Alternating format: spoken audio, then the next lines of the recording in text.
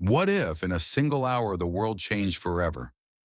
No warning, no declaration, just silence, followed by cyber chaos, missile trails over the Pacific, and the biggest military confrontation in modern history. Tonight we're breaking down a chilling war scenario.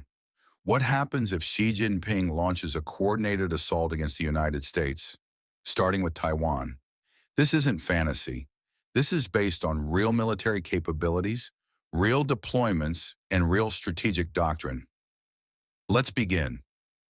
Beijing, midnight. Xi Jinping sits with the Central Military Commission. For over a decade, he's poured money into transforming the People's Liberation Army into a force built for one thing: winning a modern, high-tech war. And China now feels around 500 nuclear warheads, the world's largest navy by ship count, over 2 million active duty personnel, roughly 4,000 ballistic and cruise missiles. But here's the reality. China cannot attack the U.S. mainland directly. Not yet. First, it must break the Pacific Shield, and that shield is Taiwan. The war doesn't start with explosions. It starts with flickering lights. For years, Chinese-linked cyber groups, including operations like Volt Typhoon, have infiltrated American infrastructure. Water systems, power grids, transportation hubs, military logistics contractors. Now those access points activate, simultaneous cyber attacks strike. Electrical grids near U.S. Pacific bases, rail systems used for military transport, communications networks supporting Indo-Pacific operations. Confusion spreads. Is this a glitch or war? America scrambles. But cyber warfare buys China something priceless: time. Xi gives the order. The People's Liberation Army rocket force unleashes coordinated missile barrages. Targets: U.S. bases in Japan, U.S. bases in South Korea, Guam, Hawaii, U.S. Pacific Fleet assets at sea. Missiles in play include DF-26, the carrier killer, DF-16, DF-27, anti-ship ballistic missiles targeting moving destroyers and cruisers. Okinawa is devastated. At Kadena Air Base, aircraft burn on runways. Guam takes hits. Hawaii's Andersen Air Force Base is targeted. But here's the twist. America sees it coming. U.S. space-based early warning systems detect launches. Ground-based interceptors in Alaska and California intercept dozens.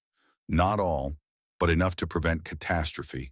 China overwhelms defenses with volume, and the Pacific Fleet suffers heavy losses, but it survives, and survival changes everything. Now comes the real objective: Taiwan.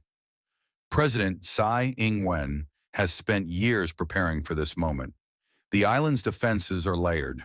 U.S.-made Patriot systems, indigenous Skybow missile defense, hardened aircraft shelters, pre-mined beaches, fortified western coastline. China bombards relentlessly.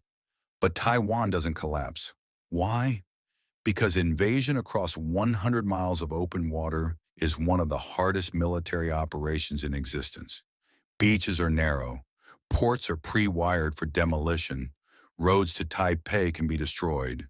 China can land troops. But sustaining them? That's the nightmare. President Donald Trump makes a move that Xi didn't fully calculate.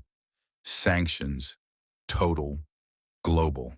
China imports trillions in goods and nearly 12 million barrels of oil per day. The U.S. rallies Europe, Japan, Australia, Canada. Trade with China freezes. Energy shipments shrink. Supply chains choke.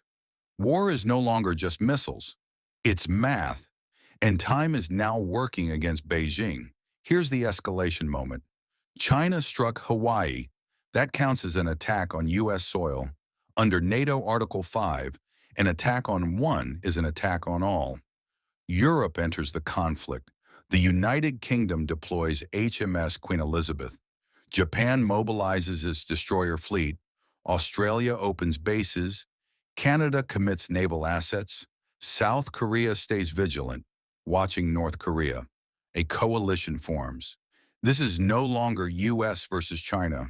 This is China versus the Western alliance system. The US unleashes a card she underestimated, Rapid Dragon, where cargo aircraft like the MC-130J drop pallets of AGM-158J ASSM cruise missiles, up to 30 per pallet. They rain from the sky. China's ships face saturation attacks. Missile defense systems are overwhelmed.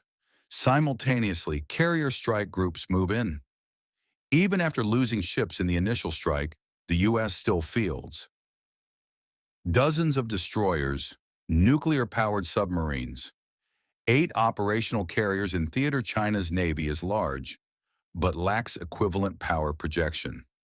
Air bases at Longtian, Zhangzhou, and Huyan take repeated strikes. China begins losing air superiority. The Taiwan Strait becomes a killing zone. China's Shang-class submarines score victories, sinking 2 U.S. carriers. But American attack submarines retaliate. Both Chinese carriers are destroyed. Taiwan holds. Urban warfare bleeds Chinese ground forces. The invasion stalls. Xi faces the unthinkable. China still possesses DF-41 ICBMs, CSS-4 variants, approximately 500 nuclear warheads, but launching them guarantees retaliation. America's nuclear triad, submarines, bombers, and Minuteman missiles, ensures mutual destruction. Escalation means annihilation. Xi backs down. China capitulates. The United States wins, but at devastating expense. Thousands dead, ships sunk, Pacific bases damaged. Global economy shaken. Taiwan survives, barely. China's military power is curtailed. Sanctions linger. The world enters a new Cold War. Would it really unfold this way? Could NATO respond that quickly? Would Japan and South Korea risk total war? Could China adapt faster? Or would cyber warfare and space warfare change everything before missiles even launch? This is just one scenario. Hey, but the stakes are real. And the Pacific is the most dangerous flashpoint on Earth. If you want to see how the U.S. Navy actually plans to defeat China in a real-world war, watch the next video on your screen and tell me below, who really wins? Because the next global conflict won't be decided by numbers. It will be decided by alliances, logistics, and who runs out of time first.